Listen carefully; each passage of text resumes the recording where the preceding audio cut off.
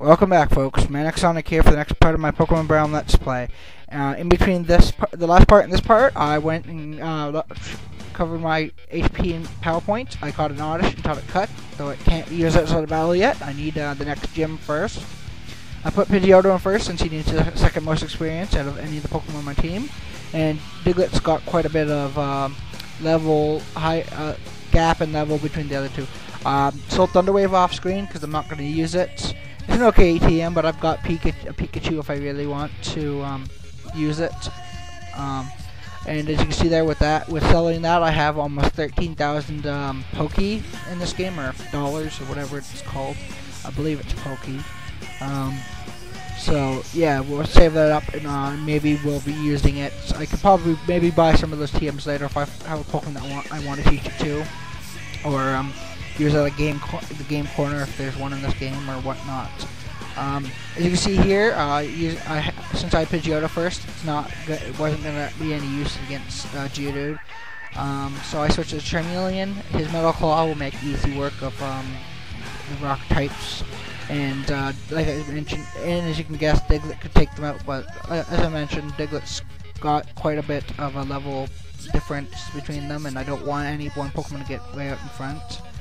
That's actually what I did in the first game. The first time I played through, I went from the beginning of the gym to the Pokemon Elite with just Squirtle, I think it was. Or with Blastoise in the end. And then I ended up catching a bunch of Pokemon in the end, so yeah. The first time I played Red, well, actually it was Blue, I didn't actually beat the Pokemon Elite for that very reason. I ended up restarting and training a bunch of different Pokemon. And I've never gone back and doing that again. So I've thought of maybe doing a solo run of a Pokemon game in the future, so that's something I might do. But that'd be different. I planned it out better, and I'm older now. I can understand things a lot better. Here, speaking of which, now that we've seen this, I mentioned I might want an Eevee later on, or at least I think I did. I've recorded this audio a couple of times now. I might have mentioned the other ones, not this one. But anyways, since there was no Eevee, and it was Porygon instead, I'm probably going to want to either catch one or get it through the gaming corner later. So probably in between the parts, I will check the Pokedex to see if I can catch it in the wild, or if not, I'll have to see how I can get it later on. Don't know what it can all evolve into. If this game has Johto stuff in it, I might be able to get Umbreon and Espeon, though it'd probably be different, seeing as there's no day and night in that game. I'd have to figure that out. Might be like actually waiting an item and its friendship and all that. But yeah, I'll do that off screen. Right now we're fighting I think it was a junior trainer. He's got a Rattata and it's nothing dangerous. Pidgeotto can deal with both of them.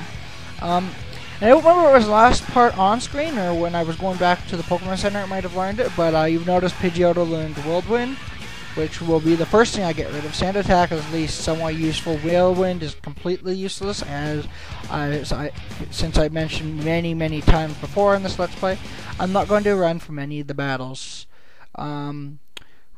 wild or otherwise, as experience is useful. That way I don't have to grind. And really, that's what Pokemon games are about. I could just walk around and not show you any battles or anything, but that'd just be me talking, and really there's nothing really all that interesting I could say. As you can see, I'm struggling to say interesting things while I'm playing these games. Hopefully over time I can work on that when I get less nervous and things like that. Whatever.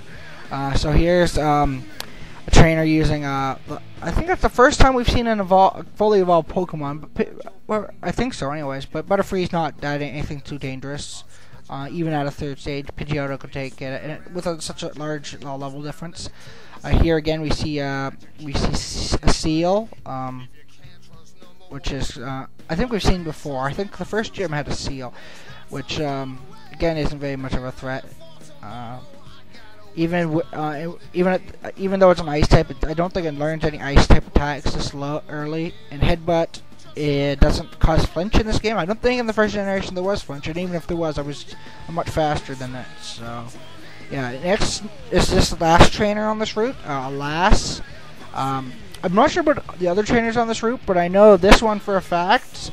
She uses the exact same Pokemon. I believe at their exact same level as she does in the original game, as this is basically this game's version of I think it's Route 115, possibly. It's the one that goes from the Nugget Bridge to Bill's place, and she's the last trainer. And I think they were all three of them were level 13, and she had Bellsprout followed by an Oddish followed by another Bellsprout. So nothing that Oddish can't, that Pidgeotto can't deal with.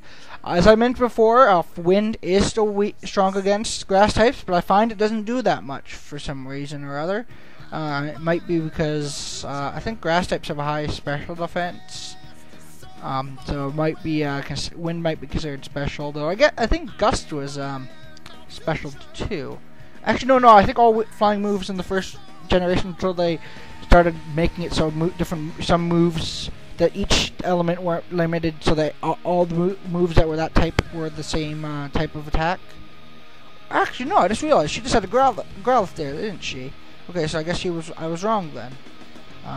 Again, Growlithe isn't too difficult, as you noticed there, though. It's I did use Gust there, and it was super effective. I think I mentioned this before. I know I definitely mentioned that Gust is a wind move in this game, and its strengths and weaknesses are different, and it's strong against fire types in this game. I guess that sort of makes sense, as Wind can put out fires. In a sense, if it's strong enough, and Gust is basically like a mini hurricane, tornado. Here, this I don't know if she'd be a little girl or an older person, whatever. She gives us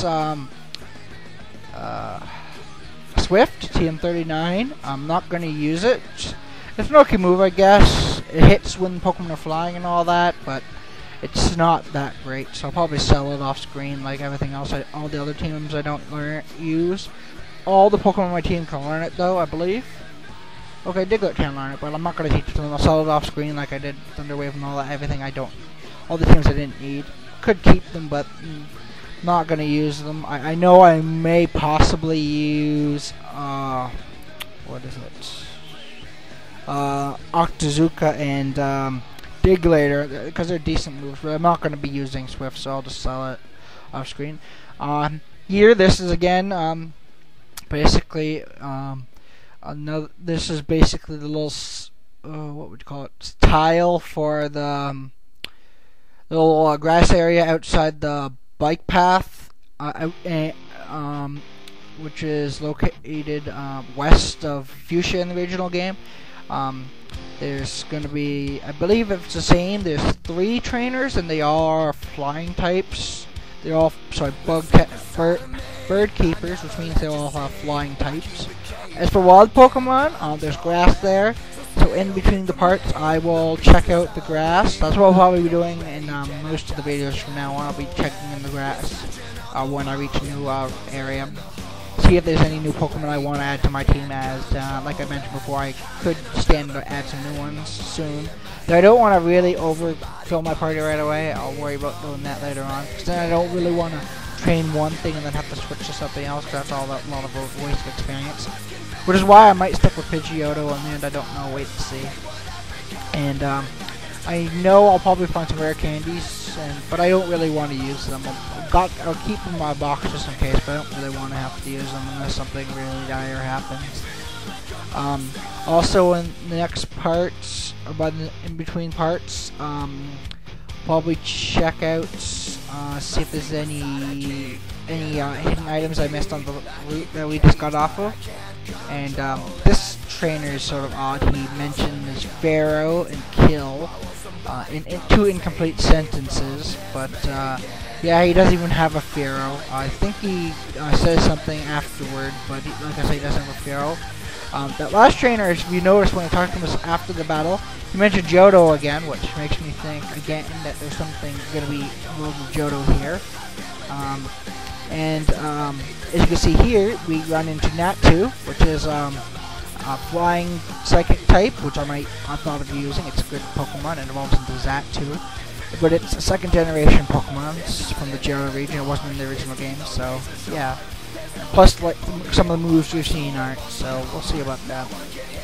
Azalea Town, I think, is a city in the second second generation too. I'm not 100% sure. I'd have to check. I haven't played Gold and Silver in a long time, though I'm gonna be getting Heart Gold. I've already pre-ordered it, but I haven't played them in a really long time, so I don't remember all the cities. I think it was the one with the bug gym, so maybe we'll be facing a bug gym. But anyways, we're almost out of time here, so I'm going to end this video.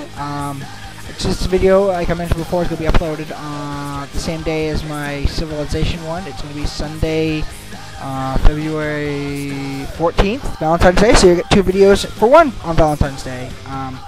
But anyways, have a happy Valentine's Day, folks, and I will see you in the next episode. Rate this video, leave some comments, subscribe, and peace.